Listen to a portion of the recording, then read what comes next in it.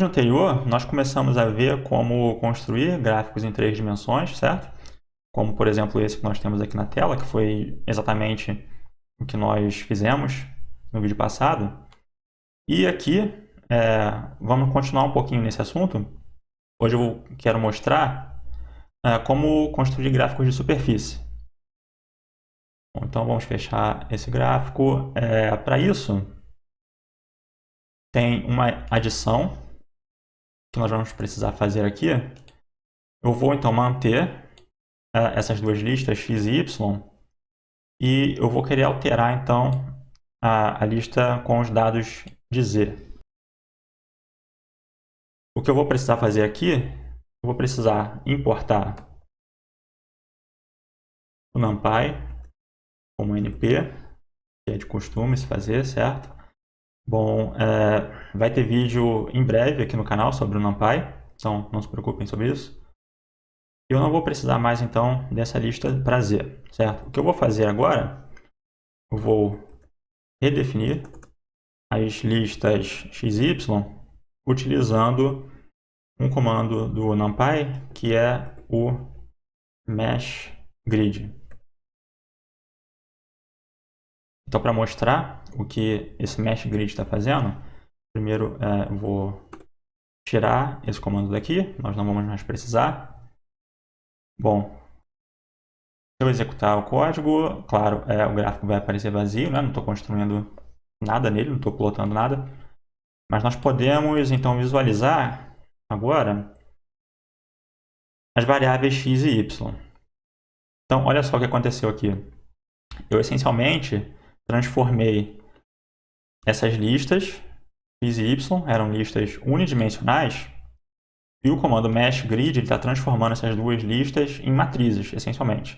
Então, nós podemos também visualizar o novo tipo dessas variáveis, certo? X, então o x agora ele não é uma lista, correto? Então aqui, quando eu definir o x aqui em cima, ele era claramente uma lista, certo? Então, após o comando mesh grid, o x passa a ser um array multidimensional do NumPy. Nós temos todos os valores de x de 0 até 10, né? Só que nós temos esses valores para y igual a 0, os mesmos valores para y igual a 1, para y igual a 2 e assim por diante.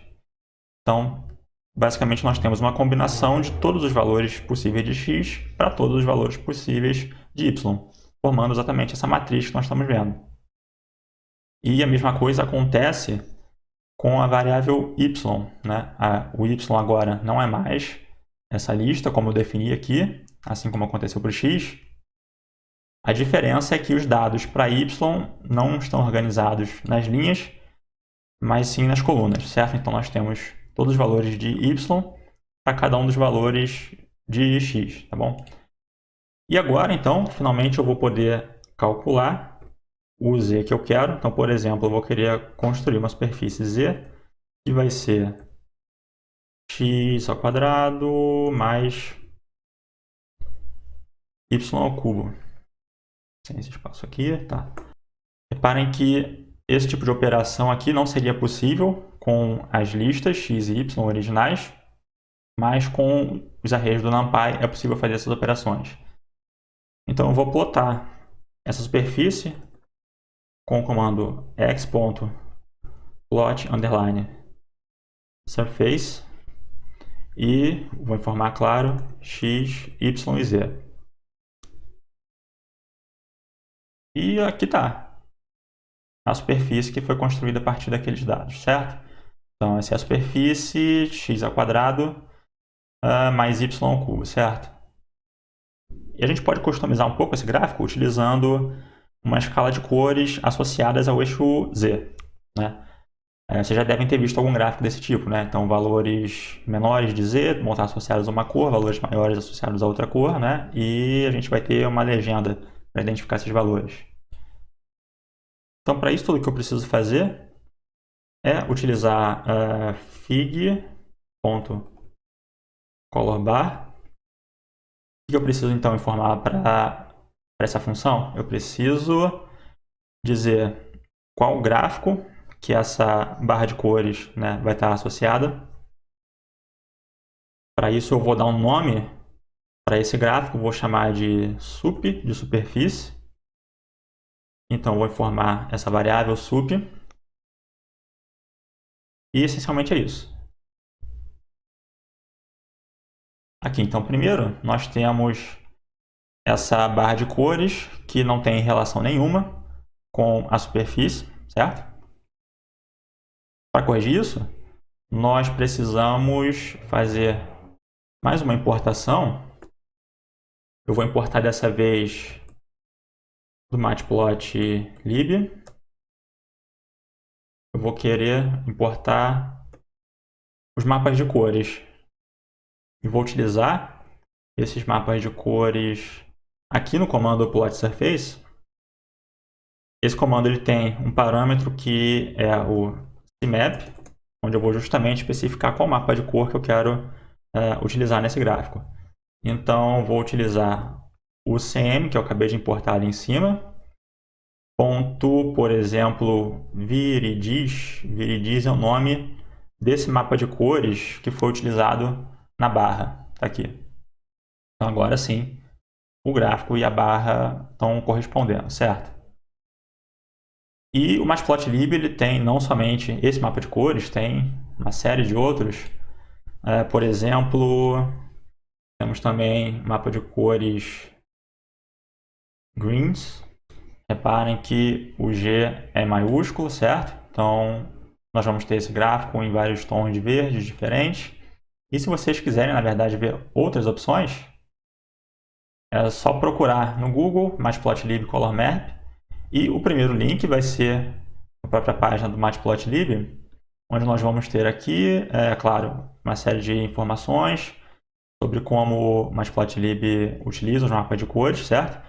E um pouco mais para baixo nós temos exemplo de vários mapas de cores que nós temos disponíveis, cada um com o seu nome. Então, eu posso pegar qualquer um desses nomes, por exemplo, plasma, certo? O viridis foi esse que nós já vimos. Posso utilizar o segundo, mapa de cor plasma, voltando no código. Vou substituir cm.greens para cm.plasma. E vou executar e vou ter exatamente aquele mapa de cores que nós vimos lá na página do matplotlib, certo? E como de costume no matplotlib, cada um desses comandos tem uma série de parâmetros que a gente pode utilizar para personalizar um monte de coisa, certo? O comando colorbar não é diferente. Então, nós podemos utilizar, por exemplo, um parâmetro que se chama shrink, onde eu posso definir uma quantidade para alterar o tamanho daquela barra com a legenda de cores. Então, agora eu reduzi aquela barra, se vocês lembram, antes estava bem maior, reduzi ela pela metade ou alguma coisa assim, tá? E tem um outro parâmetro que é legal mostrar também, que é o parâmetro aspect.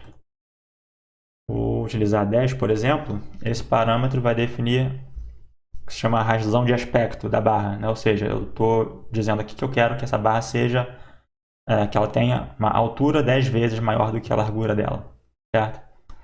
Bom, e claro que, como sempre também, tem muitas outras coisas que dá para fazer, né?